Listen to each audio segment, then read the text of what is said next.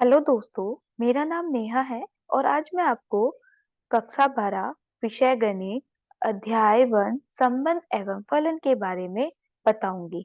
आज की video part 12। इसमें हम जानेंगे कि देखो द्विआधारी संक्रियाएं क्या होती हैं। ठीक है, मतलब बाइनरी ऑपरेशंस क्या होते हैं और उनसे संबंधित उदाहरण। ठीक है, तो आज का वीडियो प्रारंभ करते हैं। द्विआधारी संक्रियाएं, बाइनरी ऑपरेशंस। देखो क्या होता है कि हमारे पास जो हम अपने गणित में क्या यूज करते हैं, चार मूल संक्रियाएं यूज करते हैं जिनके क्या क्या नाम है, योग मतलब एडिशन, अंतर सब्ट्रैक्शन, गुणा मल्टीप्लिकेशन तथा भाग डिवाइड। ये चार मूल संक्रियाएं होती हैं जिनको हम गणित में यूज करते हैं। अब देखो इन संक्रियाओं की मुख्य विशेषता क्या है कि ये जो दो संख्याएं हमारे पास होती हैं, कोई भी दो संख्याएं हो सकती हैं, जैसे ए और हमने बी मान लिया, इनसे हम क्या है एक संख्या प्राप्त कर सकते हैं। ठीक है, जैसे एक संख्या ए प्लस बी, मतलब अगर हम इसमें ऐड कर दें, जोड़ दें इनको, इनका जो योग होगा वो हमें एक संख्या देगा। दो अलग अलग संख्याओं का अगर हम घटा दें तो दो अलग संख्याओं का हमें एक संख्या मिलेगी। उनका गुना कर सकते हैं और भाग कर सकते हैं। यहाँ पर देखो जब हम भाग करते हैं तो ये जीरो नहीं हो सकता, जो हमारा हर होता है वो जीरो नहीं हो सकता, क्योंकि अगर वो जीरो हो जाता है तो वो हमारा परिभाषित ही नहीं होता।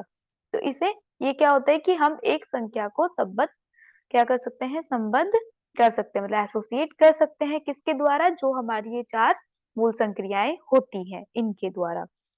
ठीक है, एक समय में देखो हम क्या करते थे, एक समय में केवल दो संख्या क्या होती थी, या तो जोड़ी जा सकती थी या उनका गुणा किया जा सकता था। ठीक है, लेकिन धीरे धीरे क्या हुआ कि हम तीन संख्याओं को जोड़ने की आवश्यकता हुई हमें। तो हमने क्या करा कि हम पहले हम अब हमें दो संख्या हम जोड़ सकते थे, तीन अब हमें तीन की जरूरत पड़ी, तो हम क्या करते हैं, पहले दो संख्याओं को जोड़ते हैं और उनका जो योगफल हमें प्राप्त होता है, उन योगफल से हम उस योगफल में हम क्या करते हैं, तीसरी संख्या जोड़ देते हैं। ठीक है, अतः योग जो एडिशन है, अंतर मतलब सब्ट्रैक्शन है, गुना मल्टीप्लिकेशन है तथा भाग डिवाइड द्विआधारी संक्रिया के उदाहरण है। क्योंकि द्विआधारी का अर्थ क्या होता है, हमारे पास दो आधार वाली, जिनके दो अलग अलग आधार है, उनको हम किसी संक्रियाओं के द्वारा क्या करते हैं, कोई एक संक्रिया का प्रयोग करते हैं और उससे एक मान प्राप्त करते हैं। ठीक है, इनसे इसकी परिभाषा देख लेते हैं। क्या है इसकी परिभाषा कि किसी समुच्चय x में एक द्विआधारी संक्रिया हमने ले ली। ठीक है, समुच्चय क्या है, x है हमारे पास, और इसमें द्विआधारी संक्रिया हमारी ये आ गई।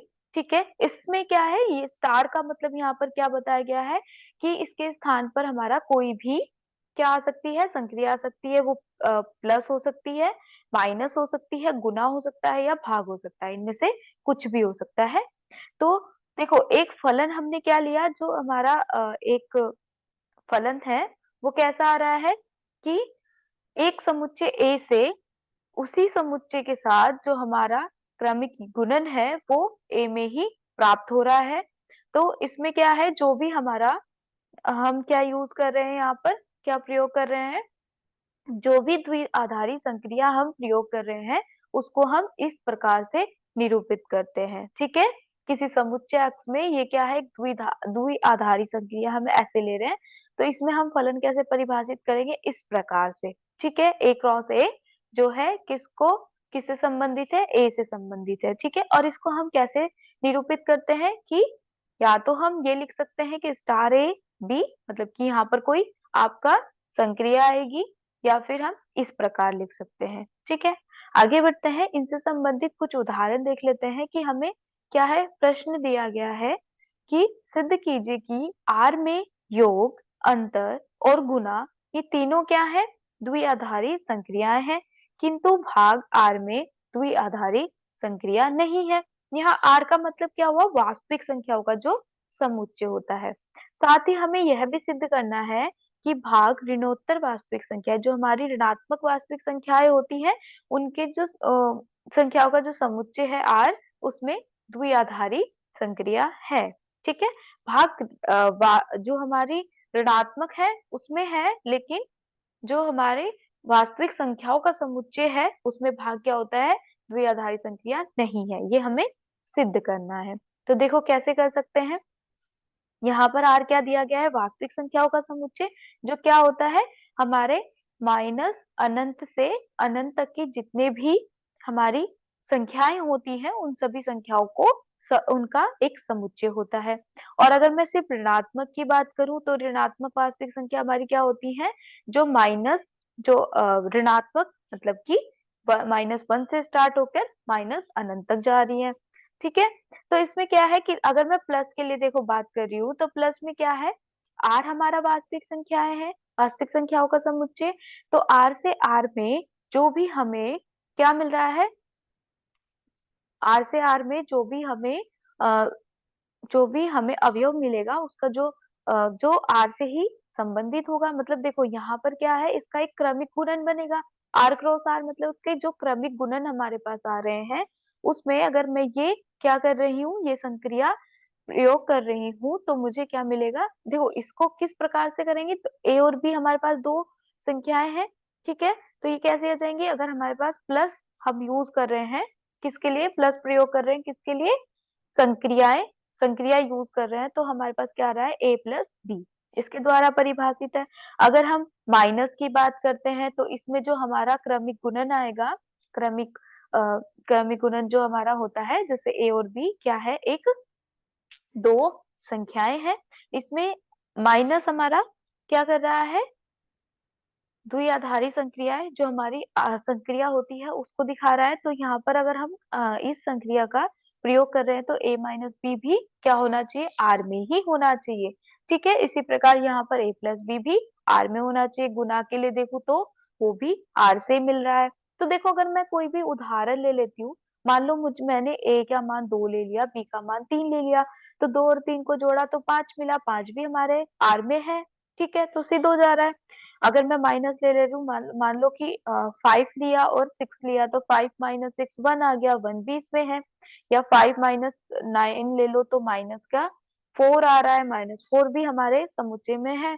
तो क्या हो जा रहा है कि ये सिद्ध हो जा रहा है। इसी प्रकार गुना भी है। लेकिन अगर मैं भाग के बारे में देखूं, ठीक है, तो देखो भाग में तीनों फलन तो क्या हो रहा है, इसमें इससे सिद्ध हो जा रहा है कि तीनों क्या है, द्विआधारी संक्रियाएं हैं। बट अगर मैं भाग के बारे में देखूं तो हमें क्या बोला गया है, हमें पहले से बोला गया है कि जीरो, जब हम भाग के बारे में देखते हैं तो जीरो उसमें हर में नहीं होना चाहिए, लेकिन हमारे समुच्चय में जीरो है। और अगर समुच्चय में जीरो है तो अगर हमने यही जीरो प्रयोग करा और यहाँ पर इसका मान रखा, तो ये तो परिभाषित ही नहीं होगा। अगर ये परिभाषित नहीं हो रहा है इसका मतलब ये क्या है, द्विआधारी संक्रिया नहीं होगी। लेकिन अगर ये जीरो नहीं होता है, बाकी जितने भी हमारे पास मान है, जैसे अभी ऋणात्मक की बात की गई थी, तो ऋणात्मक वास्तविक संख्याएं जितनी हमारी होती है उन सब के लिए तो होगा। ठीक है, लेकिन अगर जीरो के लिए, सिर्फ जीरो के लिए ये परिभाषित नहीं हो रहा है, तो भाग क्या है, अगर ऋणात्मक के लिए देखें तो ये परिभाषित है, मतलब द्विआधारी संक्रिया होगी। और अगर सिर्फ जीरो के लिए देखें तो ये नहीं होगी। ठीक है, तो जीरो के लिए ये भाग जो है परिभाषित नहीं हो रहा है, मतलब कि ये द्विआधारी संक्रिया नहीं है। इसी प्रकार अगला उदाहरण देखते हैं कि हमें ये सिद्ध करना है कि अंतर जो है, ठीक है, अगर हम माइनस की अंतर को हम व्यवकलन भी बोलते हैं, ठीक है, तथा भाग, अंतर और भाग जो है एन, एन हमारा होता है प्राकृतिक संख्याओं का समुच्चय।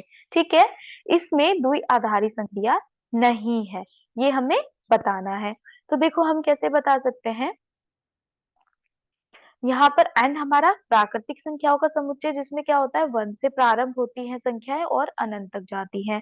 तो अगर मैं माइनस की बात कर रही हूँ तो देखो अगर a और b मैं कोई भी संख्या ले सकती हूँ। तो जैसे मैंने यहाँ पर 3 और 5 का क्रमिक गुणन ले लिया, तो 3 और 5 का जब मैं यूज करूंगी तो उसमें द्विआधारी संक्रिया को लगाने के बाद भी, मतलब उसका प्रयोग करने के बाद भी हमें जो संख्या प्राप्त होगी वो भी प्राकृतिक संख्या होनी चाहिए। पर जैसे मैंने 3 -5 करा तो मुझे क्या मिला, -2। बट -2 तो प्राकृतिक संख्या नहीं होती है, ये इससे संबंधित नहीं है। तो इससे हमें क्या प्राप्त हो रहा है कि ये भाग जो है, ये माइनस क्या है, ये द्विआधारी संक्रिया नहीं है। इसी प्रकार अगर मैं भाग के लिए देखूं तो ये भी नहीं है। क्यों नहीं है, यही क्रमिक गुणन हम दोबारा से देख लेते हैं। और मैंने क्या करा, 3/5 क्या कर दिया, 3 को 5 से भाग करा। तो क्या मिल रहा है हमें, एक क्या परिमेय संख्या मिल रही है, जो कि परिमेय संख्या क्या है, प्राकृतिक संख्या से संबंधित नहीं है। तो ये क्या सिद्ध हो जा रहा है कि ये द्विआधारी संक्रिया नहीं है। ठीक है, ये सिद्ध हो गया। आगे बढ़ते हैं। तो अगले भाग में हम क्या पढ़ेंगे, इसी से संबंधित कुछ और उदाहरण देखेंगे जिससे द्विआधारी संक्रिया को और अच्छे से समझा जा सकता है। तो आज का वीडियो हमारा यहीं पर समाप्त होता है। धन्यवाद।